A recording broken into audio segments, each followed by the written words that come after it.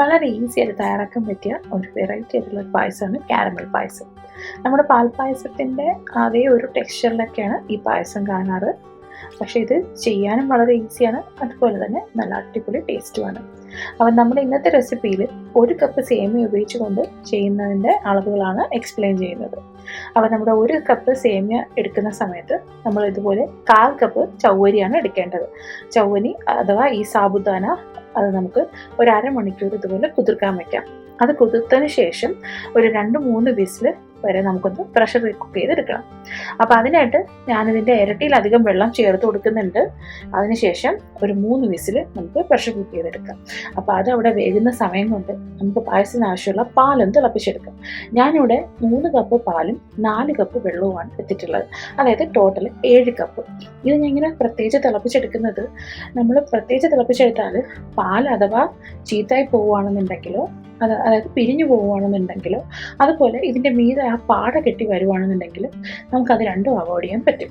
അപ്പം നമ്മൾ നേരിട്ട് നമ്മുടെ സേമിയയിലേക്ക് ഒഴിക്കുന്നതിന് പകരം ഇങ്ങനെ തിളപ്പിച്ചാൽ പാലിൽ എന്തെങ്കിലും പ്രശ്നം ഉണ്ടെങ്കിൽ നമുക്ക് അപ്പം തന്നെ അത് ചേഞ്ച് ചെയ്യാൻ പറ്റും. അപ്പോൾ പാലവിടെ തിളച്ച് കഴിഞ്ഞു. നമുക്ക് ഇനി ഇതിലേക്ക് കുറച്ച് ആഡ് ചെയ്യാനുള്ള ഡ്രൈ ഫ്രൂട്ട്സ് ഒക്കെ ഒന്ന് റെഡിയാക്കി എടുക്കാം. അപ്പം ഞാൻ ആദ്യം കുറച്ച് തേങ്ങയുടെ പീസസ്, അതായത് കോക്കനട്ട് ഫ്ലേക്സ് ആണ് ചേർത്ത് കൊടുത്തിട്ടുള്ളത്. ഓരോന്നും വേകുന്ന ടൈം അനുസരിച്ചാണ് ഞാൻ എടുത്തിട്ടുള്ളത്. അത് കഴിഞ്ഞ് കുറച്ച് കാഷ്നട്ടും പിന്നെ കുറച്ച് കിസ്മിസ്, നമ്മുടെ റേസിൻസും കൂടെ ചേർത്ത് ഒരല്പം നെയ്യിലിട്ടൊന്ന് വരട്ടി മാറ്റി വെക്കുന്നുണ്ട്. അതിനുശേഷം അതേ പാത്രത്തിൽ തന്നെ 1 കപ്പ് സേമിയ ഇതുപോലെ കുറച്ച് നെയ്യ് ചേർത്ത് ഒന്ന് റോസ്റ്റ് ചെയ്തെടുക്കുകയാണ്. അപ്പം നമുക്ക് കടയിൽ നിന്നൊക്കെ റോസ്റ്റ് ചെയ്തെടുത്ത സേമിയാണ് കിട്ടുന്നതെങ്കിൽ ഇത്രത്തോളം മൂപ്പിക്കേണ്ട ആവശ്യമില്ല. അല്ലാത്തതാണെന്നുണ്ടെങ്കിൽ ഇതുപോലെ നല്ല ബ്രൗൺ കളർ ആവുന്ന വരെ മൂപ്പിച്ചെടുക്കാം. അതിനുശേഷം നമുക്ക് കാരമൽ റെഡിയാക്കാം. അപ്പോൾ കാരമൽ റെഡിയാക്കാനായിട്ട് സെയിം പാത്രത്തിൽ തന്നെ 1 കപ്പ് പഞ്ചസാര ഇതുപോലെ ചേർത്ത് കൊടുത്തതിന് ശേഷം ഒന്ന് നിരത്തിയിട്ടിട്ട് നമുക്ക് വെയിറ്റ് ചെയ്യാം. ഇതാ പയ്യെ പയ്യെ പഞ്ചസാര ഒന്ന് കരിഞ്ഞു വരുന്നതാണ്. ഒരുപാട് ഇളക്കാതിരിക്കുക, ജസ്റ്റ് ഒന്ന് നിരത്തി എടുക്കുന്നേ ഉള്ളൂ. നല്ലപോലെ കരിഞ്ഞ് നല്ലപോലെ ഇതുപോലെ ഒന്ന് കരിഞ്ഞ് കിട്ടിക്കഴിഞ്ഞാൽ നമുക്കിതുപോലെ ഒരു അരിപ്പ വെച്ചിട്ട് നേരത്തെ നമ്മൾ തിളപ്പിച്ച് മാറ്റിയ പാല് ചേർത്ത് കൊടുക്കാം. അപ്പോൾ അരിപ്പ യൂസ് ചെയ്യുന്നത് പാലിൽ നമ്മൾ നേരത്തെ പറഞ്ഞ പോലെ തന്നെ മീതെ വരുന്ന പാട മാറി കിട്ടാനായിട്ട് ആണ്. നമുക്ക് പായസത്തിൽ ചേർക്കുമ്പോൾ ഈ പാട ഇല്ലാണ്ടിരിക്കുന്നതാണ് എപ്പോഴും നല്ലത്. അപ്പോൾ ഇത് പാല് ചേർത്ത് കഴിയുമ്പോഴത്തേക്കും കാരമൽ ഇതുപോലെ കട്ടിയായിട്ട് വരുന്നത് കാണാം. അപ്പോൾ നമ്മൾ ടെൻഷൻ അടിക്കേണ്ട ആവശ്യമില്ല. അത് ഉടനെ തന്നെ പാല് തിളയ്ക്കുന്ന കൂട്ടത്തിൽ ആ കാരമലും കൂടെ അലിഞ്ഞോളും.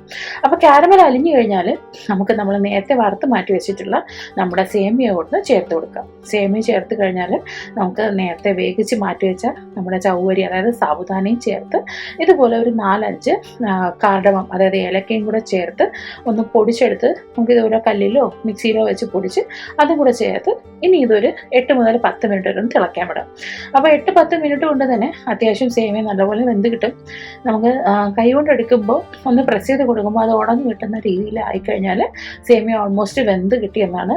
ഇപ്പം നല്ലപോലെ പ്രസ് ചെയ്താൽ അത് ഉടഞ്ഞു വരുന്നുണ്ട്. അപ്പോൾ ഏകദേശം വേവ് റെഡി ആയിട്ടുണ്ട്. ഇനി നമുക്ക് വീണ്ടും ഒരു 2-3 മിനിറ്റ് കൂടെ ഇത് തിളയ്ക്കാനായിട്ട് അങ്ങനെ വിടാം. അപ്പോൾ ഇത് ഉടഞ്ഞ് കിട്ടിക്കഴിഞ്ഞാൽ പിന്നീട് നമ്മൾ നേരത്തെ ചേർത്ത് വെച്ചിട്ടുള്ള ഡ്രൈ ഫ്രൂട്ട്സൊക്കെ ഒന്ന് ചേർത്ത്, അതായത് തേങ്ങയും നമ്മുടെ കാഷ്യൂനട്ട്സും റേസിൻസും ഒക്കെ വറുത്ത് മാറ്റി വെച്ചുള്ളത് ചേർത്ത് കൊടുക്കുക. ഒരു ഇച്ചിരി നെയ്യ് ചേർക്കണമെന്നുണ്ടെങ്കിൽ ഈ സമയത്ത് നമുക്ക് നെയ്യ് കൂടെ ചേർത്ത് കൊടുക്കാവുന്നതാണ്. ഇതെല്ലാം കൂടെ ചേർത്ത് കഴിഞ്ഞാൽ വീണ്ടും ഒരു 1-2 മിനിറ്റ് തിളച്ച് കഴിയുമ്പം തന്നെ ഇത് നല്ലപോലെ വെന്ത് കിട്ടും.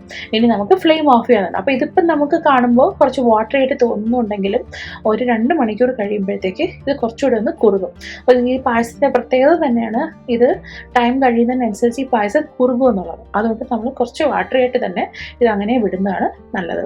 ഇനി നമ്മൾ സെർവ് ചെയ്യുന്ന സമയത്ത് ഇത് ഒരുപാട് അങ്ങ് കുറുകി പോവുകയാണെന്നുണ്ടെങ്കിൽ കുറച്ച് ചൂട് പാലോ അല്ലെങ്കിൽ നല്ല തിളച്ച വെള്ളമോ അതിലേക്ക് ചേർത്തൊന്ന് മിക്സ് ചെയ്താൽ കറക്റ്റ് ആ പഴയ കൺസിസ്റ്റൻസിയിൽ നമുക്കിത് കിട്ടുന്നതാണ്.